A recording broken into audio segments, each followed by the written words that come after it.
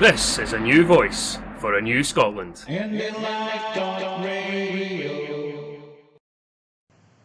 Hello, good evening and welcome to the TNT show, The Nation Talks. It's been another great day for British democracy.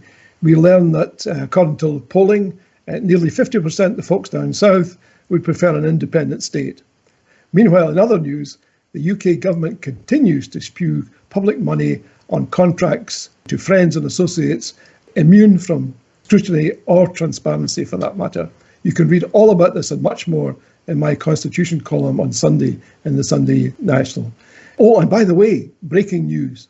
Failing Grayling, the man who bought ships for a ferry that didn't exist, has failed in a rigged election to become chair of the ISC committee at Westminster. How you fail to get a rigged post? Well, only Failing Grayling can achieve that. Hi, my name is JOhn Drummond. I'm your host for the next 60, I guarantee you, exciting minutes. Thank you for joining us this evening. We have yet another great guest tonight, and I'm really excited that he's able to join us. Stay tuned for his amazing and astonishing account of football in Scotland. And it's not what you think. But first, a few words about TNT. TNT, of course, is The Nation Talks. So in many respects, this is your show. You can write to me on email, john@cleash.com. You can text on 07507 248 856. And now to our guest. Tonight, The Nation talks to Ged O'Brien. Born in Southampton, Ged, I kid you not, has forgotten more about Scottish football than most people actually know. Ged joins us tonight from Glasgow. How are you, Ged? How are you coping with the pandemic? John, I'm fine, and the pandemic has been good to me because I'm sat here in the man cave and I've spent the last 2 months researching as much as I can about the game that we all love. Excellent, excellent. Now, tell us a bit about your background. I mentioned that you were born in Southampton, Ged, and I gather your father was a steeplejack. Yeah, my father is one of those people, I guess, in the mid 20th century that turned his hand to anything to get a job. So he was a fairground boxer. He started out in Ireland as a farmer, but of course with six boys and 3 girls, I'm afraid 5 boys had to leave. He ended up digging the roads. Some chunk of the M1 north of the Watford Gap is down to him and his boys, but he ended up down in Southampton building the power station up Marchwood, just outside Southampton, which is how I came to be born in a wee terraced house in Milton Road, which was at the other end of the road to Southampton Football Club, which really is where we started. So, and he was a Southampton fan? Well, he was a mad sports fan, and he followed Cork around, both the hurling team and the Gaelic football team. And he'd do a half shift on a Saturday, and as he came by on his bicycle, the then 3rd Division Southampton would have the gates open, as they did in the days of yore for the last 20 minutes. So he stopped in to look up this strange sport that this English team were playing, and he was hooked. And then we all came along and we were hooked. So the O'Brien tribe of myself and him and my 4 sisters would troop down to the ground to watch absolutely every single type of match that the Dell had. Yeah, and you've been mad about football ever since, I take it. Well, yes, but listeners should know I'm not the sort of guy that's going to tell you who played left back in the 1903 Scottish Cup final, because it's a fact which is of extremely little relevance, very boring. You can find plenty of intriguing people out there who will tell you this, and it tells you nothing. I'm more interested in what football tells us about the world in which we live. We'll come on to that in a second, but I think you mentioned to me that you wish at one time, and maybe still persists, you wanted to be a museum curator. I have no idea how I got onto this, because I remember coming back from swimming with my troop of young guys, all my wee pals from the street, and going into Southampton Art Gallery. And even at my sort of age of 10, I can remember the fear in the museum security guard's eyes as this horde of scruff bags burst through the door. I have no idea why I fell in love with paintings and objects, and I just wanted to work in museums, and I did. And I ended up, obviously, with the Scottish Football Museum project, which, if I do nothing in the rest of my life, I'll rest content having built that. In terms of the latter, how can people access the museum? Is it a physical museum? It is a physical museum at Hampden. So it's open 7 days a week. It's got its own website. You ship up and you wander around. Because of Scotland's preeminent position as the founders of modern world football, it has the best collection in the world by far. Because obviously I was responsible for laying it out all those years ago. You walked in and there was the Scottish Cup, the world's oldest continuously played for national competition. And then beyond it was my personal favourite, because I rediscovered it, the Glasgow Charity Cup from the 1870s, the second oldest major trophy in the world. And you're barely 10 feet into the museum. And that's the calibre of objects that the Scottish Football Museum has. How did you get the job? Do you know what? I was in the right place at the right time, because there were no national football museums in the world. So you couldn't go and get somebody to do the job who'd already done it. And museums are a very, very middle-class profession. And I don't think I ever met anybody who knew anything about football. So in 1989, I was asked by the then director of Glasgow Museums, Julian Spalding, who I'd befriended when he was the director of Manchester City Art Gallery, and I was a postgraduate student. That's how I came across him. And he said the SFA wanted somebody to try and work out whether there could be a museum of football. And he said, well, I don't know, but I know a man who does. And so I came up in 1990 to start inquiring as to whether we could have a museum and what on earth we could put in it. And it utterly, in the first few weeks, changed my life. Because you discovered stuff that you didn't know existed. Well, here's my road to Damascus, because I knew from living in England that England invented football. Very, very, very, very simple. You look at any book, mob football on Shrove Tuesday, hundreds of people playing football. Then in 1863, the Football Association are founded by people from Eton and Harrow. Boom, that's it. Everything's done. And I'm sat in Queen's Park's offices looking at their albums, and they have photos of every team plus many of the Scottish teams going back to the 1870s.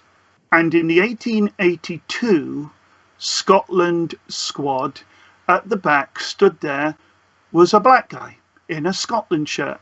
Now everyone knows that Arthur Wharton of Preston North End is the world's first black footballer, and I believed that so much I actually believed my eyes were lying to me as I was looking at this black footballer in a Scotland strip. But it taught me the thing which all historians are supposed to really know, which is be skeptical. Just because somebody said something or you're seeing something, don't believe until you've gone and checked it. So that was Andrew Watson of British Guiana. And over the following 10 years, I proved to myself and therefore the world that he was in fact the world's first, not only the world's first black footballer, the world's first black international footballer, the first black international captain, the first secretary of a club. And it was that moment where I thought, well, if this is wrong, then what else that I know can be wrong as well? And the answer, unfortunately, is pretty much everything. If you had interviewed me in 1989 and then brought me in now, I would be a very, very embarrassed football historian. So we'll come back to Andrew Watson shortly, because it's such a fantastic story. It really is. I mean, it's almost deserving of 60 minutes on its own, but we don't have 60 minutes to devote to them. Maybe another time we will. What else did you come across that really shook you? It was the sheer quality of the objects that were in the SFA stores and Queen's Park stores, because I knew that Queen's Park had been founded in 1867 and they were the oldest team in Scotland. And yes, it's a statistic, somebody had to be. And I looked at their collection of caps from old players, started researching the old players, and you start realizing, my God, the depth of history here. How do I not know it? Why aren't all these people and games in football history books? And to come back to the Glasgow Charity Cup, I knew of it by repute. I knew it was a trophy that had been invented in the 1870s so that the elite teams, particularly in the west of Scotland, could play one another in the days when there was no league. And I was scrabbling right round the back of the big store in Park Gardens where the SFA were, and there was a mahogany box. So I immediately knew there's something in here. I opened it up, and there it was in its constituent pieces, an utterly, utterly stunningly beautiful trophy.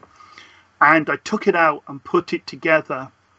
And I remember the great Bob Crampsey, by coincidence, phoned me just to chat a couple of weeks after and saying, what a shame, Ged, that the Glasgow Charity Cup has been lost for 30 years. And I was able to say, Bob, I found it.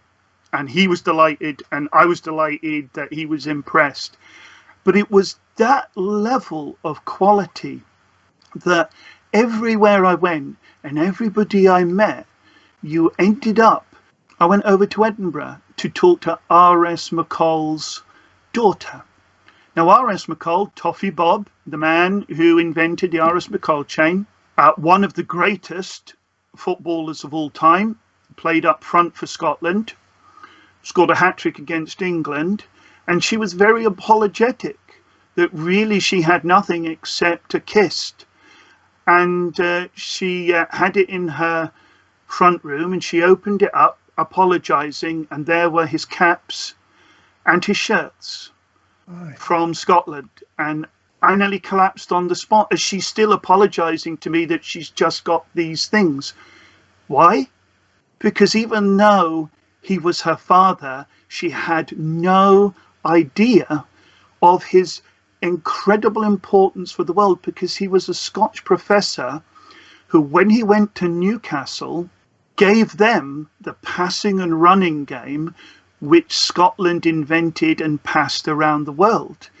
And it's hard for me to exaggerate the importance of and the genius of the Scots, particularly in the 19th century, who perfected the game that mistakenly everybody thinks is England's game. Fascinating. We also talked earlier about, before the programme started, about the first international. Oh, yeah. Dispel some of the myths about the first international between England and Scotland.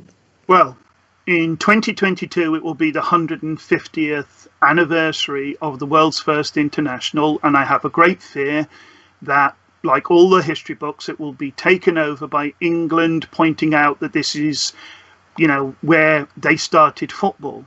But no one asks, why did Charles Alcock of what I will insist on calling the English Football Association, because it's the height of exceptionalism to call oneself the Football Association of where? Now, the Football Association had been founded in London in 1863 and was entirely ignored. Not that you would know that from the general history books. They had London teams, members of the Football Association in London, and in the north of England, you had the oldest continuously running club in the world, the Sheffield FC, with their rules, with other teams playing them. So when the London Football Association tried to start throwing its weight about from 1863 onwards and taking over and extinguishing all types of other football, they didn't get far. And Charles Alcott clearly was a genius, no disrespect to him. He realised that if I'm in charge of the choosing of a national team squad to play Scotland, we must be the number one. But he wasn't strong enough to send up a team playing London Association rules. So the team that ended up at the West of Scotland Cricket Ground in Partick on St Andrew's Day 1872 had people playing the London rules, one Sheffield player, Clegg, playing Sheffield rules, Nottingham players playing Nottingham rules, Oxford players playing Oxford rules. And they all had to obviously play the London Association rules that day. But it's extraordinary. Nobody ever goes, hold on, that would be like the England team now having some rugby league players, some rugby union players, and maybe chucking in an Australian rules player to, ease the mix. He had to do that so that he could, in the long term, take control. But this is the law of unintended consequences, because Scotland, the intelligent, logical nation, had been playing a passing and running game for centuries, as far as I'm concerned, whereas England had played an individualistic public school, dribble the ball, get kicked, kick the ball, run after it. Imagine a playground game played by adults. So imagine the game kicks off. English player comes to kick a Scottish player kicks the ball away to another man. They must have thought, what in the name of God is he doing? This is ridiculous. Now they went back to England and it spread that the Scots were playing this logical passing and running game, which became known as the combination game. And every club that was set up in England instantly started getting what they called Scotch professors, the people who thought intellectually about a scientific game. And every club worth a damn in England had to have between 1 and 11 Scotch professors, or they were useless. I'll tell you what's interesting to me is that here is this team from south of the border with all of these very varied codes being played by the players, and yet they managed to scramble a 0-0 draw. That's not a bad result. It's not bad, because they did very, very badly in the decade after that. We're in the start of football where even in 1872 there are many codes, and we look now and we see a handling game in rugby and a kicking game in football, but in those days it was much, much closer. Even Queen's Park in the 1860s would come and go with teams to see if they could get a game going.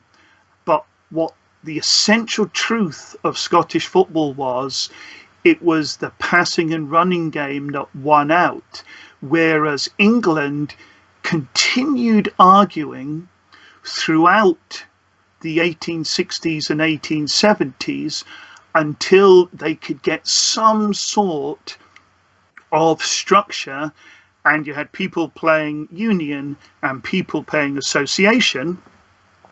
And Scotland just carried on serenely through, playing a passing and running game, which, as far as I'm concerned, goes back at least to the Reformation. Really? Well, here's the thing. Every general history book, it drives me nuts, has a picture of a Shrovetide football game in ye old medieval town with hundreds of guys chasing a ball. This has nothing whatsoever to do with 22 people playing the intelligent, logical Scottish game. Now, how do I know this? The Kirk records. Because when Scotland became Protestant, the Kirk had to remove all the last examples of popishness. So you had Christmas had to go, because that's not biblical. Football was seen as dodgy because it was something that was played regularly, at least every Sunday, before, during or after football, because the Kirk records from all parts of Scotland have people being fined for succumbing to football on the Sabbath.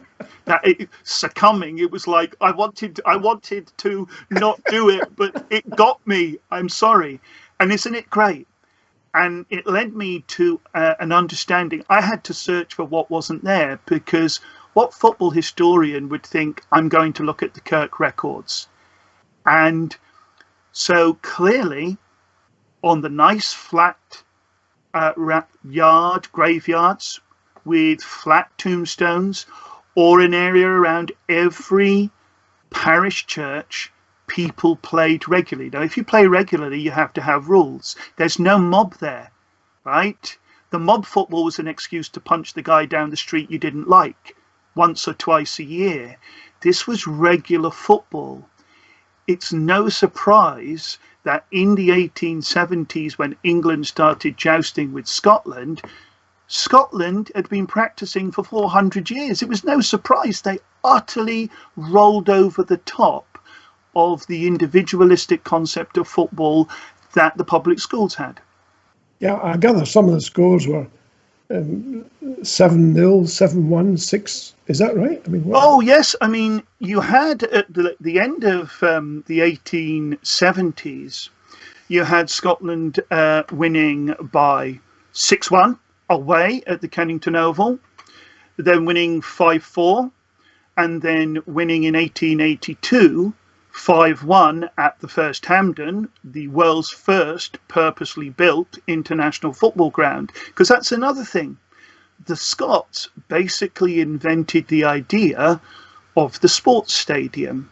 But 1882 is the game that broke English hearts, because after 11 years, they had to admit they had no answer to the passing and running game, and that was the year they decided they would have to try and copy the Scotch professor. Yeah, and I guess a lot or much of this, and not all of it, will be in your book, your forthcoming book. Well, yes. The great thing for me, but also the great difficulty for me, is I'm about to tear down every generally understood idea that people have, particularly people in other countries, about the way football was founded. Because unfortunately, Scotland being 1/10 the size of England, and Scotland not really having an independent media, you go anywhere and everybody understands that football was founded by the English. And even worse, the idea there's such a thing as a Scot is, I'm afraid, not very well known. And I'll give you an anecdote, if I may. I'm showing a Brazilian tourist around the museum 20 years ago. And I'm showing him the medals of Archie MacLean of Paisley, who's one of the 2 or 3 people who went to Brazil and taught them how to play the Scotch professor passing and running game. And I'm explaining to him, of course, he's one of the great Scottish players. And I can see him looking at me as if I'm simple. And I'm going, this is Glasgow in Scotland. And he's still looking at me, and it's almost like, what is this man talking about? He genuinely did not understand he was in another country. And of course, when Archie MacLean died in the 70s, lionized in Brazil, unknown in Scotland, the newspapers in Brazil have, Archie MacLean has died. The great English footballer from Paisley, Glasgow, near London, is dead. Yeah. Paisley, Glasgow, near London, which technically, I guess, is true. Well, in the sense that you could argue that Rio de Janeiro is near Brasilia, but yes. Yes. That would be stretching a point. So what is bombasto? Sorry? What is bombasto? Ah, yes. Okay. I'll repeat. I'm not interested in statistics. It's the truth of what goes on. So, yes, an Anglo-Scot who was brought up in Southampton called Charles Miller goes to Brazil and shows them the English way of playing, which was known as bombazo, the bomb. Get the ball, boot it forward, we all run after it like headless chickens. Okay, so the Brazilians took to that because football's good. And then people like Archie McLean from Paisley goes to Sao Paulo where Miller is. Thomas Donahue goes to Rio de Janeiro to Bangu with the Scotch Professor game. The minute the Brazilians see this cool passing and running and moving, they call it the Tabalina style, the chart. And immediately the Bombazo style is dead because they understand this is the football we want to play. Archie McLean should have a statue 20 feet high in Scotland. It's really weird.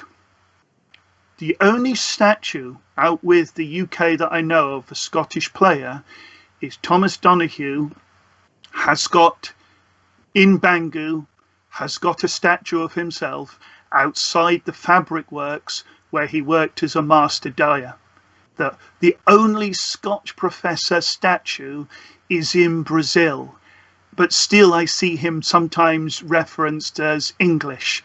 So that's why we've got to keep pushing and change what people know, particularly people in South America who completely were taught how to play the game by Scots, particularly in Argentina, Uruguay and Brazil. Yeah, tell us a little bit about the John Harvey from Springbank, who I gather joined the Argentinian Railway Company, but was stolen by the Uruguayans. Is that correct? So, how did the Scots get all over the place? It's not just the British Empire, it's the British commercial empire. So John Harley, who's a draftsman in the Springburn railway workshops, goes out to Argentina at first to work for the railway company in Bahia Blanca, ends up with the Ferrocarril Westi, the Western Railway Company of Buenos Aires, who of course have a football team because it's going to be packed with Scots who are out there working. Now, in 1908, he's playing for the team and they play the Central Uruguayan Railway Cricket Club, who come over from Montevideo, and they win. But they clock that there's this guy in midfield playing this astounding game where he is passing the ball and he's cool, calm and collected. So they do a quick friendly again in 1908 in Montevideo and basically poach him. Get him a nice job in the railway works in Peñarol in Montevideo, and he's there for 37 years. Peñarol becomes the name of CURCC because with all clubs, they normally lose their factory support at some stage. Peñarol is one of the greatest teams of all time. He shows Peñarol and a Uruguayan team, which he plays for 17 times, a Scotch professor, playing 17 times for the Uruguayan team, shows them the passing and running game. They become the greatest footballing nation in the world, 3 million of them in the 1920s, win the Olympics, and in 1930, what I regard as a team of Scotch professors who happen to be Uruguayan, people who've learned how to play. They're all Uruguayan, they're all Spanish speaking, but it's the DNA of Scotland that is in their hearts and in their minds and in their boots. And they beat the other great Scotch professor team. Argentina, they beat them 4-2 to win the first World Cup. And guess what? Third is the United States, with 5 Scotch professors in their team, managed by Robert Miller from Paisley. So tell me again how England invented modern world football. It's an extraordinary story. And I gather that John Harley ended up being called the Reformer. Yes. In 1952, 45,000 people watching the Peñarol Rampla Juniors match, they stopped it so that all the great players from his time could give him a guard of honor, and he was officially named the Reformer, El Reformador, the reformer of Uruguayan football, i.e., yeah, we did understand football before, but it was that stupid kicking the ball up and down nonsense. I read recently he was also known as the maestro of maestros. Okay, so he wasn't just good. The brilliant footballers basically said he was the number one. Yeah. Now, that's extraordinary. If you walked out in the street, John, and said, John Harley of Springburn, I'm sure 99 people in 100 would go, I have no idea who you're talking about, and he's one of the greatest footballers of all time because he influenced an entire nation. It's just extraordinary. And it's extraordinary, as you say, that so few people, I expect only a handful, know about him. I'll be talking to Stuart Cosgrave in a couple of weeks' time. Yeah. And I hope we get a chance to talk about John Harley and as well as Andrew Watson. I'm interested in your world view of football. Yeah. I think in your view, and correct me here, you feel that the Scottish tradition is philosophical, whereas the English tradition is more empirical. Yeah, the last thing football is about is 22 guys kicking a bag of air up and down a field. This is the first mistake people make. It's vastly more than that. So football holds up a mirror to the culture of a country. So it's no surprise that coming out of the English public schools, who are preparing people to run the empire, you have a sport where the emphasis is on individualism, because you're going to have to go out to Africa or India, and you're going to be the only white man who's going to show those people who we're superior to, you're going to show them that you are not frightened and you are better than them. So in football, if you kicked the ball away, that was a form of cowardice, because you were showing the individual skill and pluck. Now, even though Scotland was part of the empire, it's one of those, was it part of the empire, was it a colony? It's a very difficult discussion which will be teased out in the next 50 years. The Scots are a communitarian, thoughtful, philosophical country like Northern Europe, so they needed a theory. Scotland needed a theory, and so football had to be looked at theoretically. So whereas in England, if you practiced, you were a cheat because you were giving yourself an advantage over the next man. In Scotland, Queen's Park perfected moving up and down the pitch in pairs, which meant you had to know, where are you playing today? Where am I playing? Under what circumstances am I going to be passing to you? If you're passing to me, where should I be? So you have to think and plan. As far as I'm concerned, football is a logical consequence of the Enlightenment. So everyone goes on about Adam Smith and the foundation of economics. You look at people like Lord Kelvin pushing forward with scientific invention. Well, sport is just a logical invention. Scotland are the only country that could have taken the kicking of a ball and turned it into an international phenomenon. So everywhere you go in the world, if you're watching a football match you're watching a small square of Scotland. Scotland didn't need to kill anyone. They didn't need to invade anyone.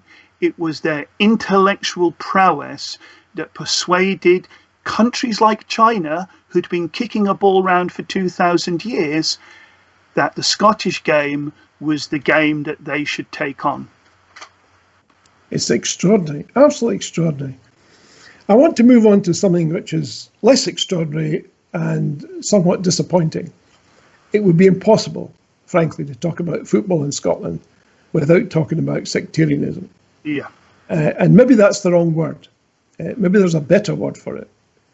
What's your view? Well, the phrase anti-Irish sectarianism, anti-Irish racism would be more apposite, because that is what it is. And unfortunately, football, being the incredible social phenomenon it is, was latched onto.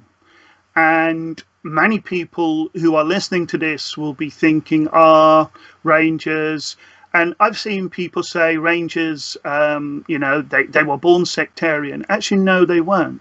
But here's the thing. The world's oldest known football club is the Football Club, founded and run by John Hope of Edinburgh in 1824. Now, he brought young men together to play football, and at half-time he would lecture them on the twin dangers of drink and popery. So the idea that this is a new thing is wrong. And I also bring up the point, because we had to talk about Rangers. For 20 years, Rangers were a football team. In fact, in 1888, when Celtic played their first game, it was their pals from Rangers who provided the opposition, because lots of the Rangers lads and lots of the Celtic lads were like in the same athletics clubs. So it was no surprise. What happened was, very quickly, literally within a couple of years, Celtic go from nothing to being one of the biggest teams in the world. Now, they were about the 15th effort to found a team for the poor Irish. So it must have been a shock to watch on a Saturday thousands of people walking up the Gallowgate, many of them talking in a funny language which the decent Scot didn't understand. And here we have parallels with any group of immigrants. And they are supporting a team which is starting to lay waste to all the other Scottish clubs. And so the idea is they coalesce around Rangers and Sir John Ure Primrose, Lord Provost of Glasgow, and a staunch unionist, moves in and takes over Rangers and pledges them to Freemasonry and Orangism. And unfortunately, in a moral sense, it's downhill from there. Yeah. Now, we continue with this idea now, and more people are understanding it's just anti-Irish racism. It's not something where you can go, the phrase I hate, both sides are as bad as one another. No, actually, no. That's not the case at all. And I'm happy. I've heard sectarian chanting at Celtic Park, but it will be, gosh, last time I heard it 10, 15 years ago. A lot of people mistake Republican songs for sectarian songs, which would need them to explain to me Brave Protestant Men, for example, sung by Celtic fans. Now, it's an issue that we ultimately need to have an intelligent talk about, and I think it's possible, because to say that Rangers fans are all anti-Irish bigots is ridiculous, because I don't believe that of people. And I've had my personal communications with people who write for Rangers who have disagreed with me greatly, and I've thought they were decent people who I disagreed with. Yeah. And we're going to end up, I think, if independence comes, the culture of Scotland will continue to grow and progress. Glasgow in particular, Edinburgh, they're multi-ethnic cities now. It's becoming irrelevant, although it's still there. And I have a pal who is a West Indian Asian whose family moved here some years ago. And this isn't a friend of a friend's girlfriend's taxi driver told me. She told me herself, she was once asked, "What are you?" She said, "I'm a Hindu." "Yes, but are you a Catholic Hindu or a Protestant Hindu?" Which had her completely scunnered, because where do you go with that question? Yeah. I think it's helpful to avoid euphemisms. As you say, it's racism, and that it seems to me it's useful to use the terms that are appropriate rather than look for soft soaping.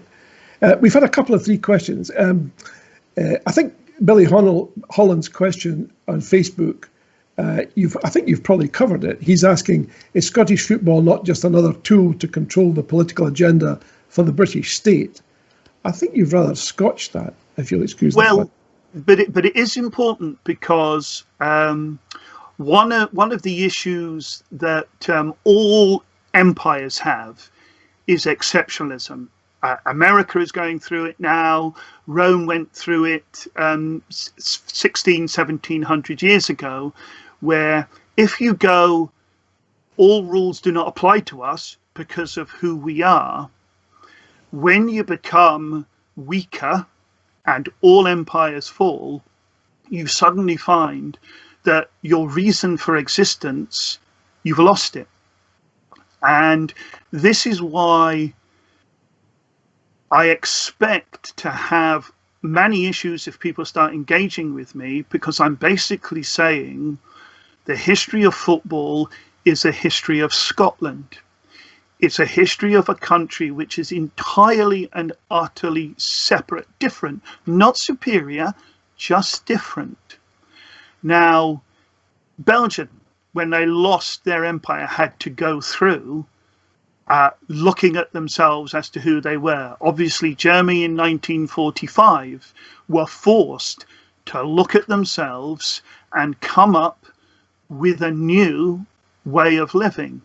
Yeah. Now, we're having to do that. Both Scotland and England are having to come up. I think today, did I not read that 50% of people in England would like England and Scotland to be independently separate? Yeah, I mentioned that at the beginning.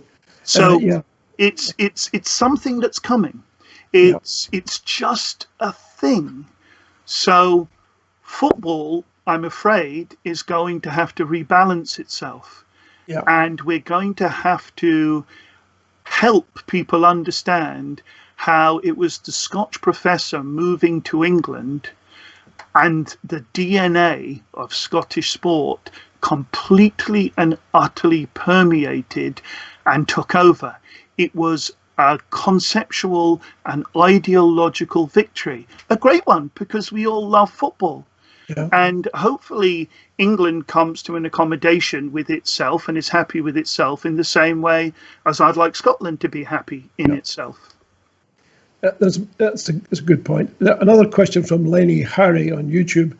And I think you may well have addressed this too, Ged, but here goes. How was the Scottish influence forgotten by we Scots? How did that happen? Well, first off, I'm going to be pedantic. To forget your influence, you first have to have remembered it, okay? And from the 1870s, Charles Alcock of what I would call the London Football Association, that became the English Football Association, started writing the history of 19th century football. And he did a bang-up job for 40 years until he died in, I think, 1906. And others took up the cudgels so that even Scotland forgot its own game. And I'll give you the terrible example. First European away game Scotland played was against Austria, the Wunder team. the wonder team. Guess what? Influenced by people like Johnny Madden, who had gone over to the Austro-Hungarian Empire and taught Slavia Prague. John Tate Robertson of Rangers, who went to MTK Budapest and spread the passing and running game around Central Europe. They come back to play a couple of years later in the early 30s. Austria play Scotland, and people are amazed at the fast-running, sharp passing and dribbling game that the Wunder team of Austria play. The old guys in the crowd are going, why are we getting surprised? This is the game we played 50 years ago. But the young'uns in the 1930s thought they were looking at something new and foreign, and it was people like Johnny Madden and John Tate Robertson who had given Europe the game that Scotland had invented. That's fantastic. Great. I mean, and hopefully, Lenny, that has answered your question. A very comprehensive answer, and a really interesting one. We really, I don't want us to run out of time before we talk about Sure. Andrew Watson. Yes. Because, and if you can, I know you've been talking with others perhaps about a statue to Andrew and maybe a memorial trophy of some kind. Tell us about those ideas, please. Yes. Well,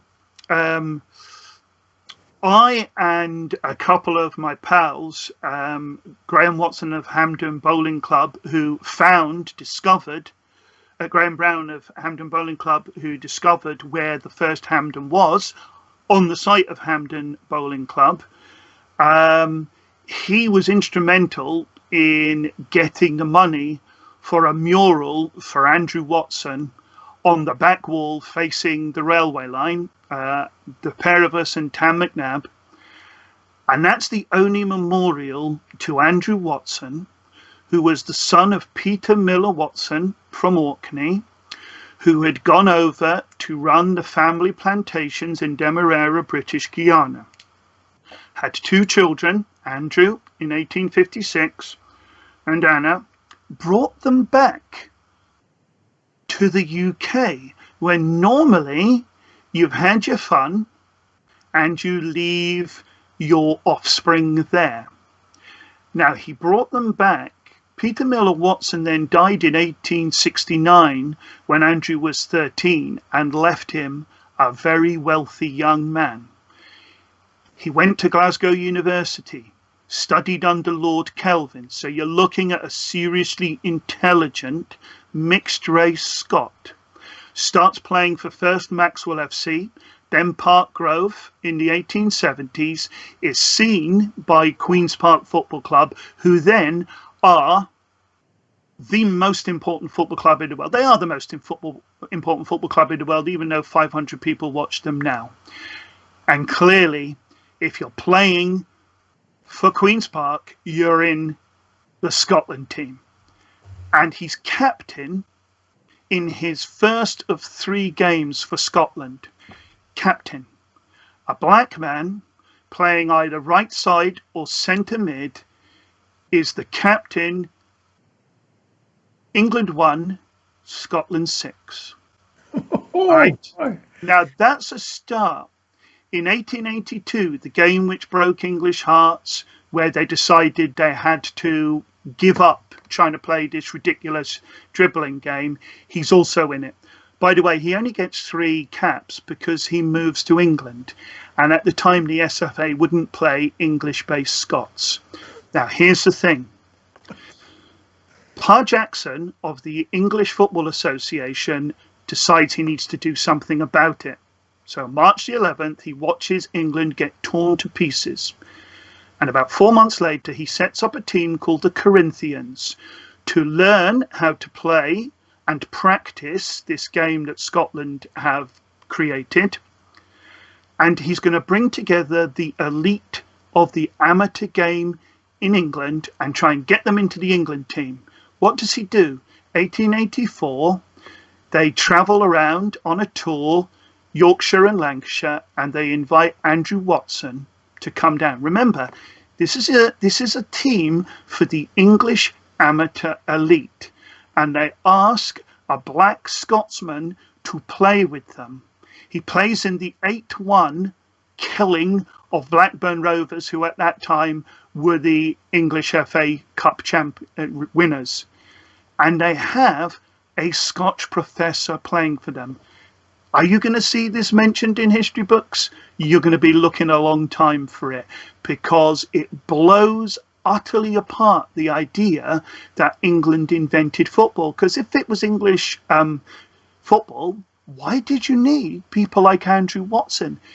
Everywhere he went, he trained to be a marine engineer in Liverpool. Bootle asked him to play for them. This was at a time when the two big teams in Liverpool were Bootle and Everton. And there's strong rumours that he was paid, which would make him the first professional footballer. And by the way, do you want a nice piece of racism here? The English FA was fighting like mad against professionalism. Why did professionalism come in? If you're persuading someone like Fergie Souter to come down from Glasgow and play for Darwin, you're going to need to pay him, right? He's not coming down to live in the balmy climate of East Lancashire. So they invented a rule.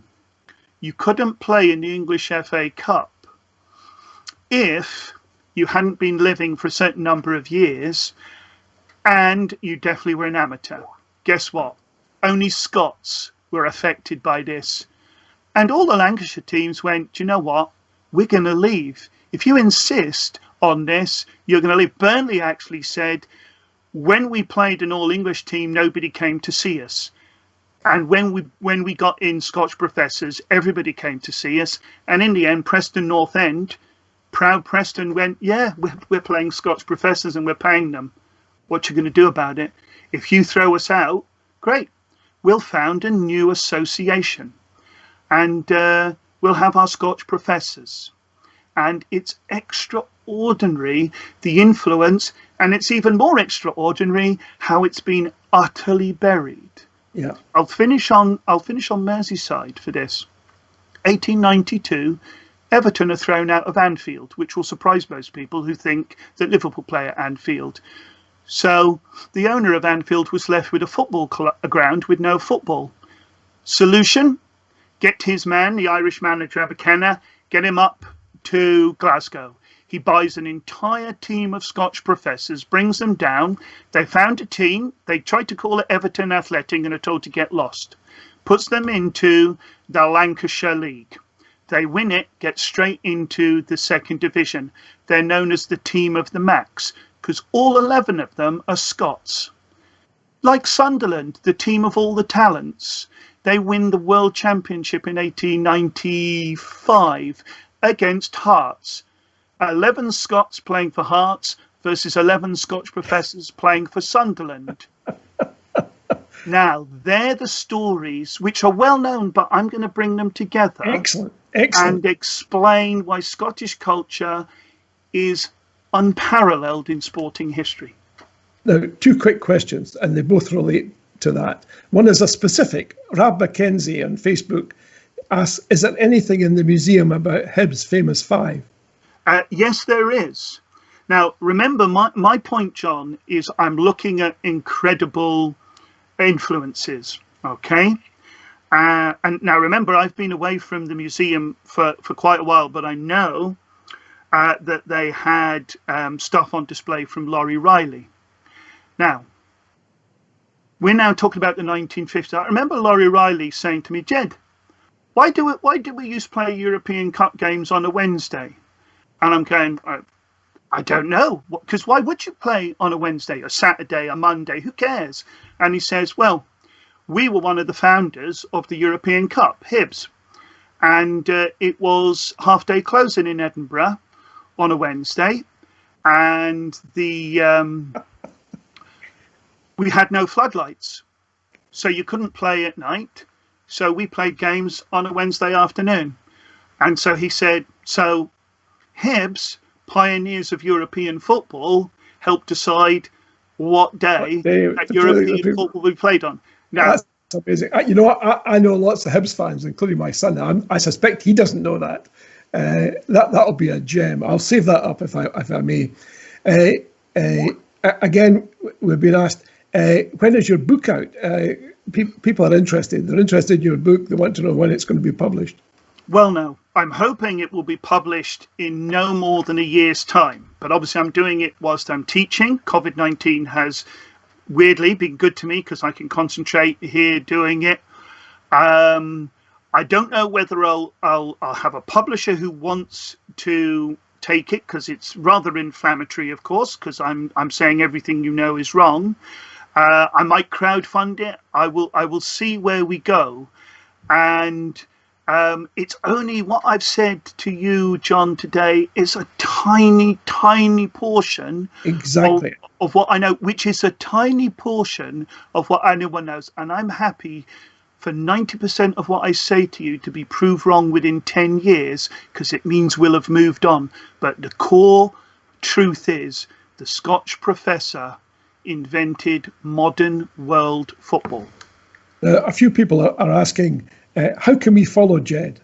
Well, how can we know more about his book? Please go on to Twitter. I'm Jedboy58, Gedboy 58. Every morning at 5:05, I will put up a set of normally 4, 5 or 6 tweets, which will tell you a particular thing that happened in football to prove football's preeminence. And follow me. Excellent. Well, there you are, folks. I mean, you couldn't have wished for a better invitation than that. I mean, it's just extraordinary. We're almost through. Is there any last particular short thought that you would like to offer the folks who are watching and listening? Question everything. Be utterly proud of where you live and the football that's played in your area. And if you see or think of anything which you think, I don't need to tell anyone, no, please, it's important, and get in touch with me and tell me the little thing that you know which I can add, particularly if it's from the 19th century. Excellent. That's fantastic.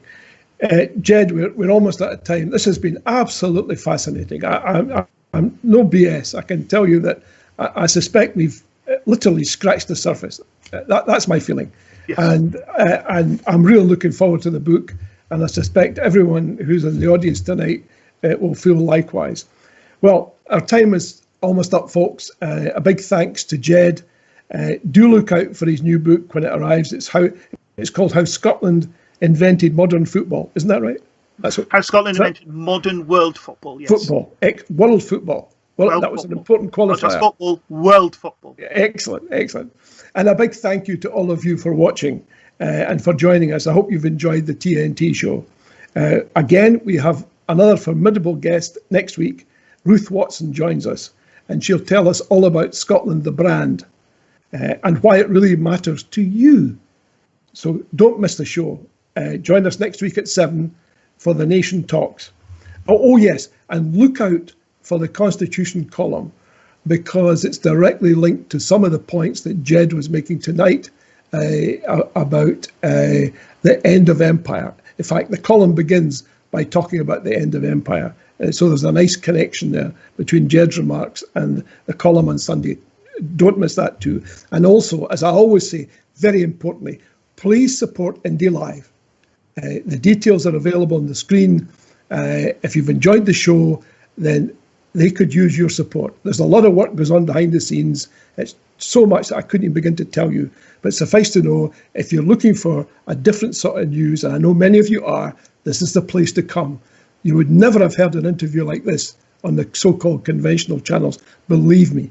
And support Indie Live. And last but by no means least, thank you again for joining us. And remember, it's a great day for democracy. Good night, all. This is a new voice for a new Scotland. And in life, radio.